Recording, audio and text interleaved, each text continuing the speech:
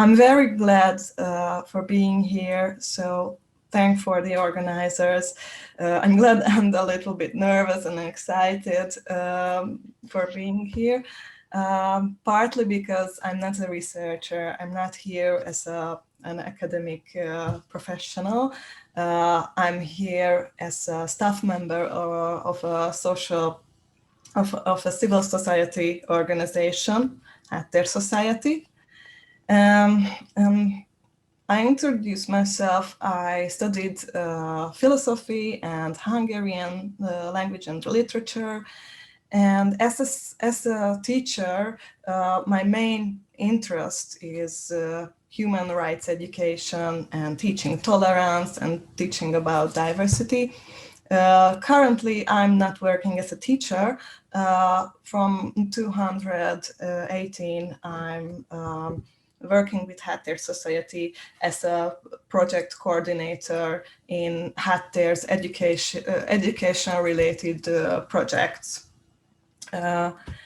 And I will mostly talk about good practices in cooperation between educational institutions and civil society organizations in the matter of diversity education, inclusion, stepping up against bias. But first, I would like to say a few words about Háttér Society. It's the oldest and largest LGBTQ organization in Hungary, and some of the services and activities.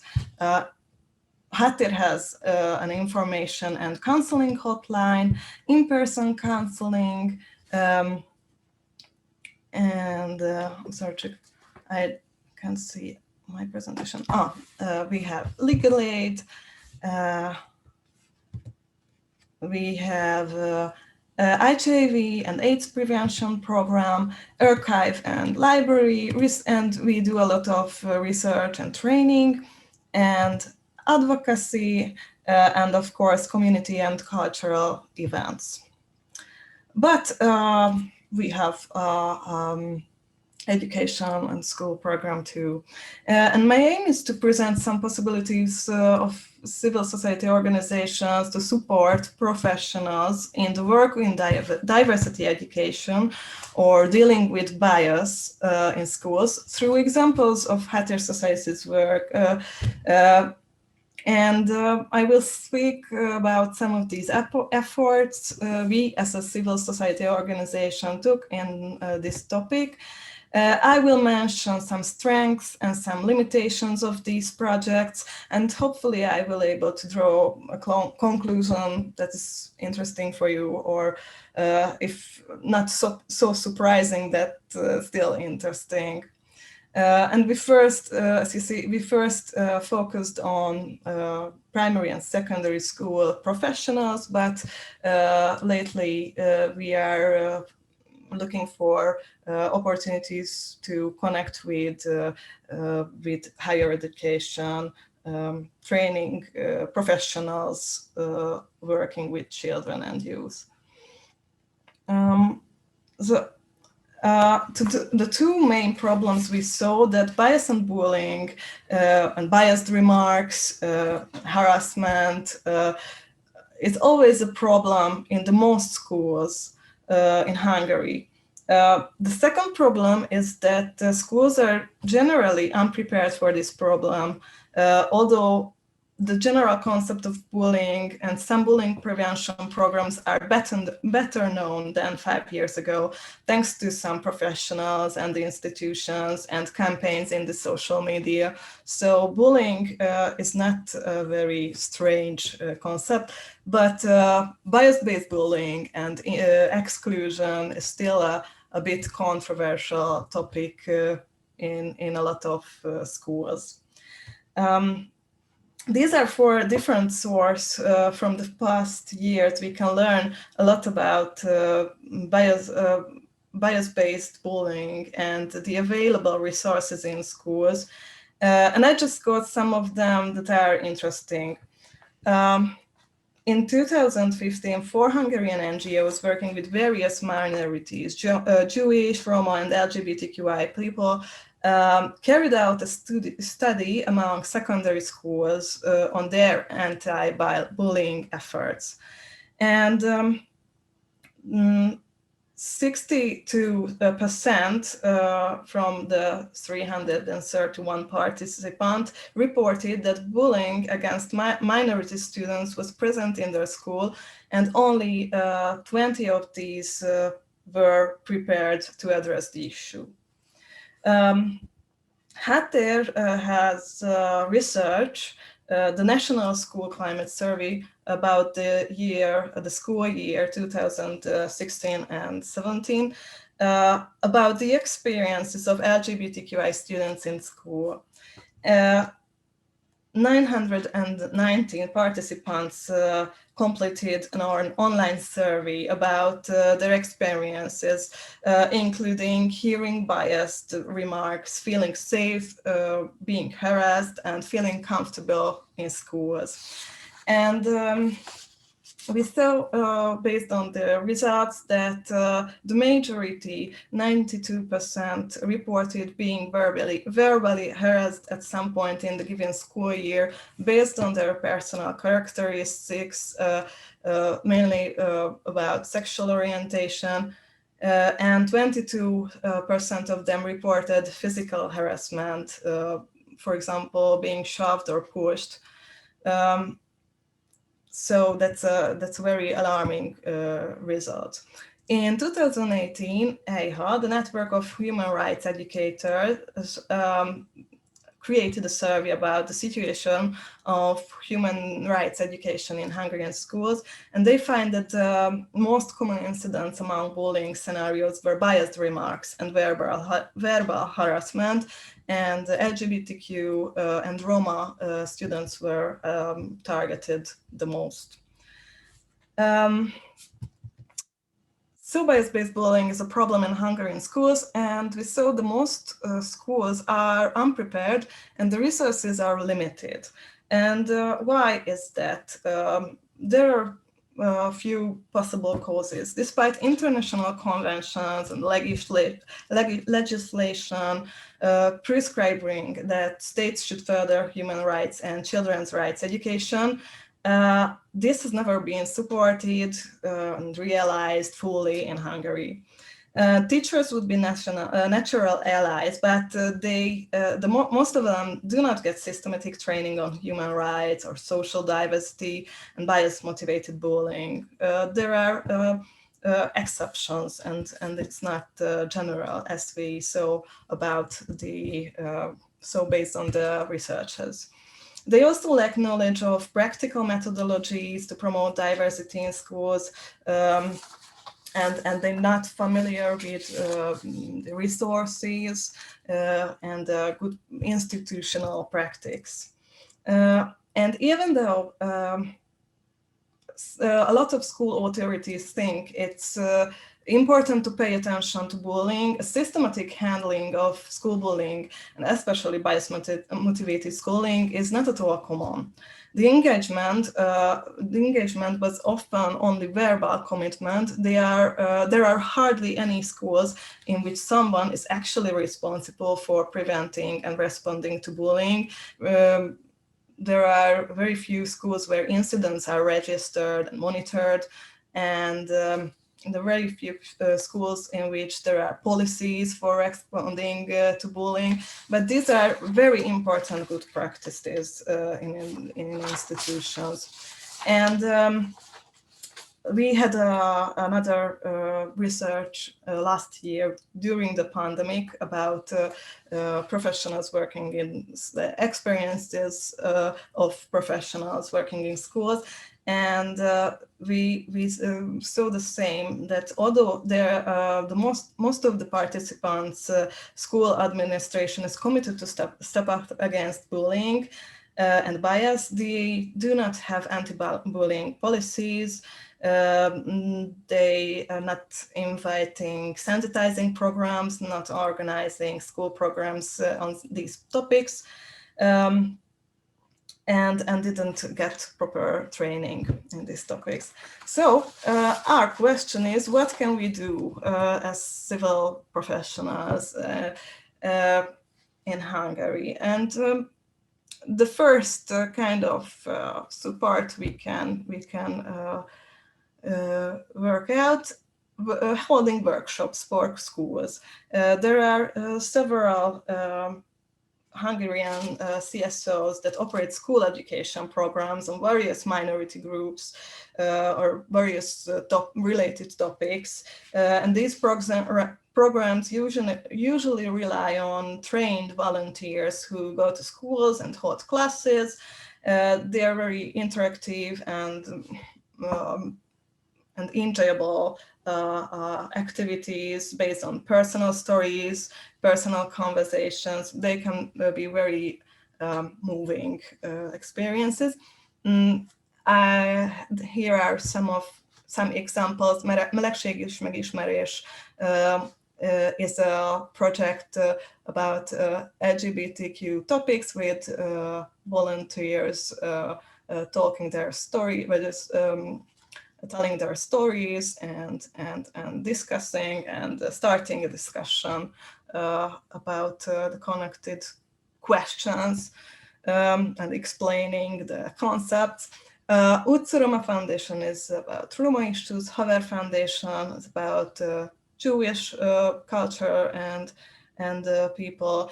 And Amnesty International Hungary is a little bit different because they have several types of workshops schools can invite about human rights,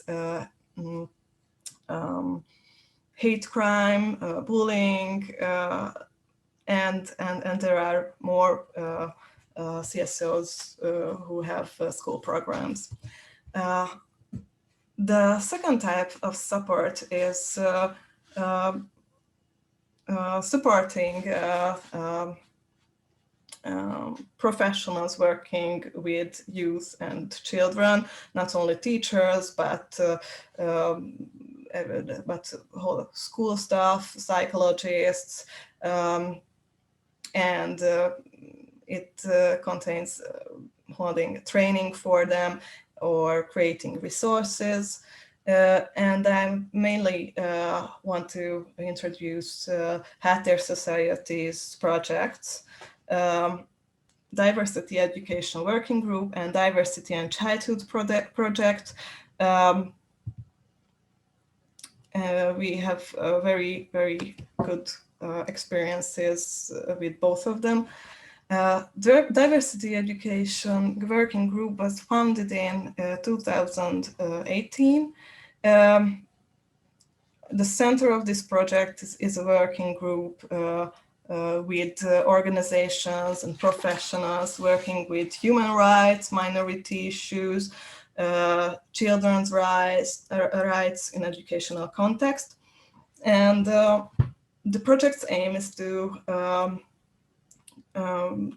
offer various activities, lesson plans, programs, resources, videos, which can be used by teachers and school staff when they want to prevent bias-based bullying or start a discussion about social diversity with their students. So this project wants to support their own everyday work in schools. And the most important activity is to organize School Diversity Week annually. And from 2008, 18, there was 3 School Diversity Weeks, and I think all three of them was successful. Teachers can apply for this program voluntarily, and we send them a toolkit with resources. These resources help them to organize the program as they like, as they need. They can adapt our resources to their needs, their institution, their school community. For example, the toolkit has a handbook in it with lesson plans and educational materials. We create educational videos. If we will have a time, I would like to show one of the educational videos. And of course, we complete these videos with suggestions and lesson plans. Last School Diversity Week, when the COVID situation, in the COVID situation, when the education was online, we created e-learning materials, can be used only online platforms. And last year we launched a survey for school workers, so we can map their needs and their experiences in these topics. And of course, yes, I have to say that it's very important for us in this topic that it's not only focusing LGBTQ students, it focuses all kinds of minorities and all types of diversity. There's another different project, Diversity and Childhood. It's Katalin, just to remind you, a few more minutes. okay.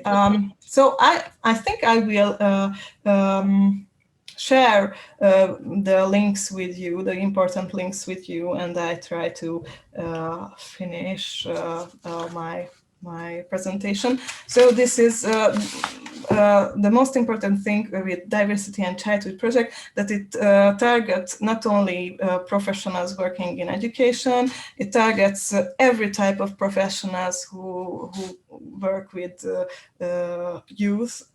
For example, family associations and child protection agencies, healthcare, public spaces like sports institutions, and media. And we also created a handbook for the professionals. And this is one of the latest and most interesting cooperations. We are very glad if we are invited to universities and higher education trainings, because it's very fruitful, not only for the students but for us. If we meet, we were invited, for example, to University of Debrecen. There was a class where the teacher invited a lot of NGOs working with different minorities, and we could talk about the situation and the problems of minority children and youth. And we were guests at Eötvös Loránd University too, at the psychology department, at a class about school psychology. So we had very, very good experiences there. And I think it would be very useful that more cooperation will be possible, would be possible. And we are still exploring this opportunity. There are some limitations of every type of cooperation, of course, and strength.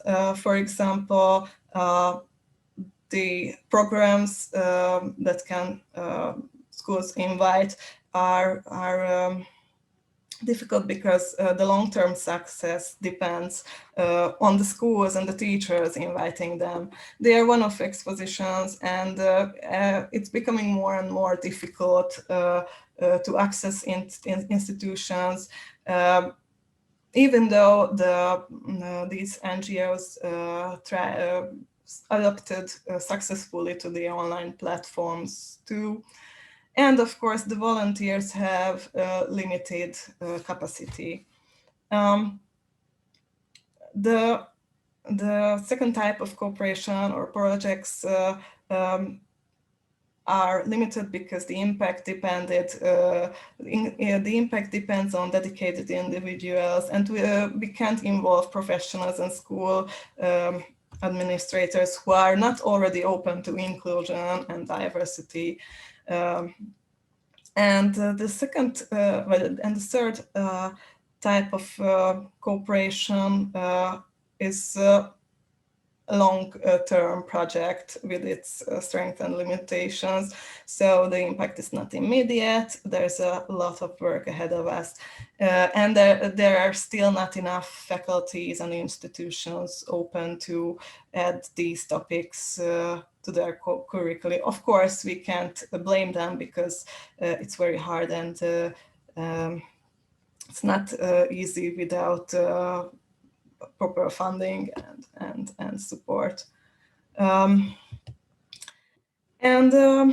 think that our conclusions are not very surprising. I think we need all kinds of projects and cooperations because everyone has their own type of specific expertise and uh, and um, and special knowledge about bullying or minorities and pedagogy. These corporations could be very fruitful. But we and the professionals and the institutions need support, but there are a lot of obstacles. So we need awareness raising to increase the popularity and the acceptance of this matter. So thank you, and I'm sorry if the time is out. My time is out. Thank you for your attention.